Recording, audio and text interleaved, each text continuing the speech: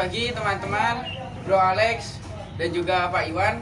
Jadi pada podcast kali ini kita bersama narasumber kita dari kelas berapa? Dari kelas 12 IPS 2. Dari kelas 12 IPS 2 yaitu Bro Alex. Ya, Bro Alex boleh perkenalan dulu kenapa milih IPS, terus apa saja kesulitannya di bidang IPS. Oke. Halo semuanya, namaku Alexander Mandado Mafra, bisa dipanggil Alex. Aku dari kelas 12 IPS 2 dan sekarang ya udah tinggal setahun terakhir di JB. Terus kenapa tadi milih IPS ya? Iya. Kenapa milih IPS sebenarnya? Karena menurutku IPS itu adalah tempat di mana aku bisa mengembangkan passionku, karena aku pengen jadi ini ya, pembawa berita acara dan kan banyak kaitannya dengan ilmu sosial, jadi lebih cocok kali gitu sama apa yang aku pengenin. Jadi kalau teman-teman semua nanti pengen jadi pengusaha-pengusaha yang berbau-bau sosial itu cocok banget, nanti bisa ikut peminatan IPS. Oke, jadi silahkan feel free untuk bergabung di Keluarga Besar IPS. Dan juga kalau untuk apa tadi pertanyaan lagi? Kesulitan. Oh ya, kesulitan. Kalau kesulitan yang ada di IPS, kalau kalian lebih suka hitung-hitungan dan nggak lebih suka hafalan, ya pasti akan lebih ribet karena di IPS sebenarnya hitung-hitungannya tetap ada, terutama di pelajaran ekonomi ini. Cuma memang lebih banyak kamu harus menghafalkan dan juga melogikakan suatu peristiwa gitu. Jadi emang susahnya di situ. Tapi kalau kalian emang suka dengan hal tersebut, ya silakan gabung ke IPS. Paling kesulitannya seperti itu. Kami mau nanya nih, apa sih itu kegiatan ekonomi? Oke, jadi untuk gampangnya ya, kegiatan ekonomi itu adalah sebuah aktivitas di mana para individu-individu ini melakukan sebuah kegiatan yang tujuannya itu untuk menguntungkan mereka. Jadi kegiatan ekonomi ini dilakukan supaya para manusia ini bisa mendapatkan keuntungan yang lebih dengan mengeluarkan pengeluaran yang sekurang-kurangnya. Jadi kalau secara gampangnya gitu sih. Jadi kalau kegiatan ekonomi ini bertujuan untuk mencari bala gitu ya, Bro? Ya betul, atau enggak mereka untuk menyambung kehidupannya juga. Jadi selain untuk memenuhi labanya mereka, juga supaya untuk memenuhi kebutuhan hidup mereka sehari. Oke Bro, jadi kalau dari ekonomi itu siapa saja pelaku dalam kegiatan ekonomi ini Bro? Nah, pelakunya itu tuh biasa kita bagi jadi 3 ya. Yaitu yang pertama ada produsen, yang kedua ada distributor, dan yang ketiga itu ada konsumen. Nah, pelaku biasanya itu bisa dari berbagai kalangan, contohnya perorangan, terus ada masyarakat, lalu ada perusahaan, dan juga terakhir ada pemerintah. Nah, masing-masing punya perannya. Jadi misal pribadi sebagai produsen ya berarti orang-orang yang secara pribadi membuat barang-barang untuk dijualkan. Lalu misal sebagai distributor ya kerjanya adalah untuk mendistribusikan barang-barang tersebut atau menjualkan kembali barang-barang yang dibuat oleh si produsen. Kalau konsumen ya dari namanya aja konsumsi, itu berarti orang-orang yang mengkonsumsi atau membeli barang-barang tersebut untuk digunakan di kehidupannya sehari-hari. Jadi kalau diperinci sebenarnya panjang banget ya. Jadi yang penting yang harus kalian tahu adalah itu tadi, kalau untuk pribadinya masing-masing itu ada 4 macam, yaitu ada pribadi, perorangan, masyarakat, perusahaan, dan juga pemerintahan.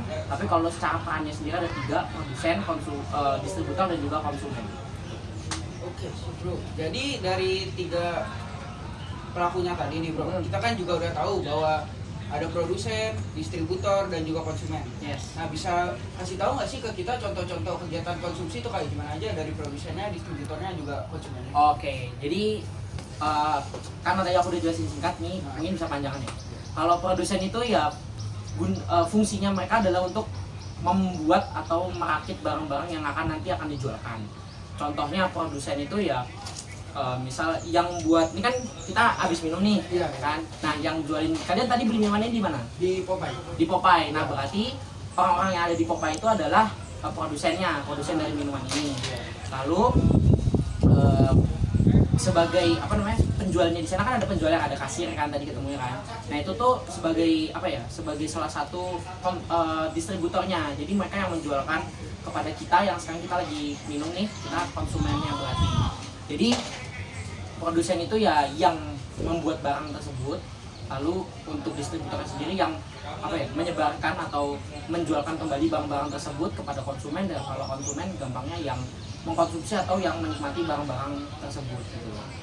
Nah kalau mau diperinci lagi nih, kan tadi aku bilang ada perorangan, ada masyarakat, ada perusahaan, dan juga ada pemerintahan juga kan. Nah mereka ini juga bisa berperan sebagai ketiganya. Jadi misal perorangan sebagai sebagai produsen, itu berarti orang-orang secara individu mereka membuat membuat barangnya, ya kan. Terus nanti perorangan sebagai distributor, yang berarti misal kalian tuh sebenarnya distributor loh, tadi kan kalian yang yang membeli barangnya itu kan, terus kalian ngasih lagi ke aku minumannya, itu sebagai distributor. Lalu konsumennya ya kita yang minum ini berarti sebagai konsumen, itu persoalan. Kalau masyarakat ya berarti kolektif atau kesatuan dari orang-orang persoalan tersebut. Kalau perusahaan ya mereka yang memproduksi barang, itu berarti perusahaan sebagai produsen. Terus perusahaan sebagai distributor, misal kalau kalian tahu Alfamart, Indomaret, itu tuh perusahaan sebagai distributor, jadi gunanya cuma untuk menjualkan kembali barang-barangnya. Terus kalau perusahaan sebagai konsumen, biasanya perusahaan itu beli-beli barang, peralatan dan perlengkapan untuk keberlangsungan perusahaan mereka. Jadi gitu sih. Kalau untuk lebih lengkapnya mungkin nanti Pak Iwan bisa jelasin. Apa dampak positif dari kegiatan ekonomi ini? Oke, kalau dampak positifnya mungkin nggak banyak, aku mungkin nyebutin dua aja. Kalau yang pertama, yang pastinya untuk memenuhi kebutuhan hidup sehari-hari. Jadi dari kegiatan ekonomi ini kita bisa dapat barang-barang tersebut bisa digunakan untuk kita sehari-hari hidup. Contohnya kan buku kan dari produsen, terus nanti didistribusikan ke toko-toko A3 gitu kan, misal toko merah gitu, kalau kalian tahu toko merah, depan Sadar kan, itu kan berperan sebagai distributor. Nah konsumennya kita, jadi kalian bisa pakai buku itu buat belajar, buat nyatet materi-materi dan lain-lain sebagainya. Itu salah satu dampaknya, jadi untuk memenuhi kebutuhan hidup sehari-hari. Lalu yang kedua, ya mungkin nggak bakal banyak yang bahas, tapi yang dampak paling positif yang menurut aku berasa banget adalah inovasi. Nah jadi di dalam namanya kegiatan ekonomi ini biasanya ada persaingan juga teman-teman. Ada persaingan antar satu perusahaan dengan perusahaan yang lainnya. Jadi ketika ada perusahaan yang mungkin ingin meraup untung lebih daripada perusahaan yang lain, mereka akan membuat suatu ciptaan atau inovasi yang baru supaya produk mereka ini ada sesuatu yang bisa dijual untuk para konsumen nanti beli gitu loh. Misal contoh yang kita tahu HP, yang paling gampang iPhone deh, kan setiap tahun iPhone ganti-ganti tuh, iPhone 11, iPhone 12, sekarang udah iPhone 15 ya, paling tinggi ya, iPhone 15. Jadi karena biasanya ada kompetitor HP-HP lain, kayak Samsung, Oppo dan segala macam. Pastinya iPhone ini, Apple ini kan membuat inovasi supaya gimana caranya mereka ini bisa bersaing lah di pasar HP gitu kan, nggak kalah sama HP-HP lainnya. Jadi selain karena mereka jual merek, mereka juga membuat inovasi, misal kamera boba, kamera ada 3 itu kan inovasi tuh di HP-HP Android dan lain-lainnya kan belum ada. Jadi itu sih menurutku dampak positifnya. Jadi kita ada inovasi dan barangnya nggak monoton gitu loh, nggak itu mulu. Itu sih.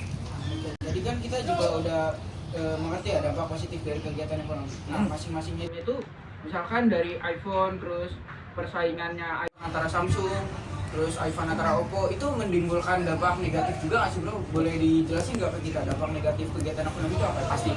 Kalau dampak negatif yang jelas adalah persaingan yang ketat ya. Kadang-kadang persaingan itu juga menimbulkan suatu perpecahan antar kubu. Jadi kadang ada yang lebih setuju kubu yang ini, kadang lebih setuju kubu yang sana. Jadi karena pertikaian tersebut muncullah perpecahan di berbagai sektor ekonomi juga.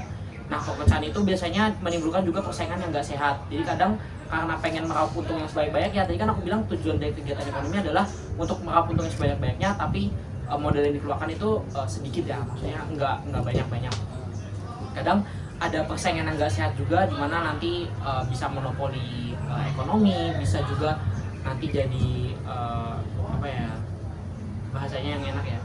Jadi pokoknya semua teknologi atau semua barang-barang tuh berpusat pada satu barang aja gitu loh. Karena mereka yang paling inovatif lah bisa dibilang. Jadi menimbulkan persaingan nggak sehat itu jadinya kadang ekonomi suka agak goncang dikit. Terutama kalau misalnya salah satu perusahaan besar tuh nanti bangkrut gitu, ya udah kita nggak bisa menikmati apa-apa karena nggak ada inovasi dari bawah-bawahnya. Jadi mungkin persaingan negatifnya, dampak negatifnya itu sih, persaingan yang ketat gitu.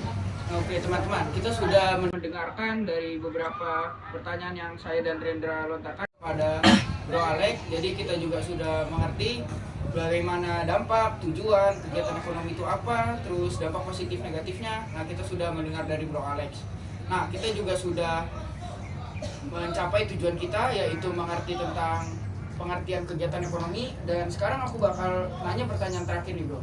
Kegiatan ekonomi yang menarik menurut Bro Alex itu apa sih menurut pengalaman pribadinya gitu? Oke.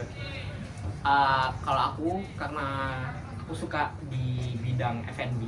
Kalian tahu F&B nggak? Foods and beverage. Ya. Nah itu foods and beverage. Jadi menurutku aku akan lebih suka ketika ada ada kegiatan-kegiatan ekonomi yang bisa berinovasi di bidang makanan. Mungkin bisa bikin makanan-makanan yang nyeleneh. Contohnya sushi isi durian, atau misalnya lagi nasi alpukat gitu, nasinya dicampur alpukat. Mungkin aku akan lebih tertarik ke situ, dan mungkin idenya jangan yang aneh-aneh ya, jangan yang bikin orang sakit juga gitu. Tapi kalau misalnya bisa ada orang yang bikin inovasi berupa makanan-makanan atau minuman-minuman yang istilahnya bisa menarik perhatian, kan kadang karena kan minuman dan makanan itu kan kebutuhan primer ya, jadi kita emang harus konsumsi setiap hari. Jadi menurutku itu sih yang bisa diolah dengan berbagai banyak varian, tapi juga bisa mendatangkan keuntungan dan juga nggak neko-neko lah, maksudnya yang ada di sekitar kita aja gitu. Kalau Bro Alex sendiri kenapa lebih suka ke kayak makanan yang inovatif gitu Bro? Ya karena menurutku sendiri makanan dan minuman itu kan adalah kebutuhan primer ya. Yeah. Dan kadang tuh kalau aku lihat dari sisi penjual, kadang tuh kalau orang lihat makanan di jalan, terus ternyata tuh agak-agak nyeleneh gitu loh. Gimana ya? Kayak ada perasaan, pasti kita ada perasaan kayak, oh ini harus dicobain nih gitu kan. Jadi jadi itu loh kenapa ada perasaan yang lebih ketika kamu menjual makanan dan minuman, walaupun sebenarnya makanan dan minuman itu adalah bisnis yang berisiko tinggi karena untuk naiknya itu cepat sebenarnya, tapi turunnya juga cepat. Kalau kalian mau dapat contohnya, kalian masih ingat es kepal Milo? Oh iya. Nah itu kan naiknya cepat tuh beberapa bulan, tapi turunnya juga cepat. Sekarang bahkan udah nggak ada lagi yang jualan es kepal Milo, atau enggak odading mengoleh, tau kan? Nah itu bisnisnya kan cepet tuh, mereka dapat banyak penjual, bahkan dulu sampai ada nomor antrean. Sekarang mereka udah turun tuh, bahkan gerobaknya lagi udah nggak ada di tempatnya. Jadi itu sih menurutku, karena makanan yang inovatif tuh berarti banyak orang yang pengen nyobain juga, cuma resikonya tinggi banget karena sekalinya kamu tidak bisa mempertahankan bisnis tersebut, ya udah tumbang gitu. Oke, jadi di sini saya dan Rendra mengambil kesimpulan bahwa kita tuh harus berhati-hati dalam melakukan kegiatan ekonomi, khususnya produsen, dikarenakan kegiatan ekonomi itu bisa sangat berdampak baik bagi kita, tetapi juga kadang itu hanya sementara saja. Seperti tadi odading mengoleh itu juga bisa memanfaatkan dengan seperti FOMO gitu ya. Ya betul, FOMO kalau dengan mengupload ke media sosial begitu, lalu ditonton banyak orang. Oke, mungkin segitu saja Bro Alex. Yes. Kita terima kasih banyak. Makasih banyak juga udah ngundang. Thank you.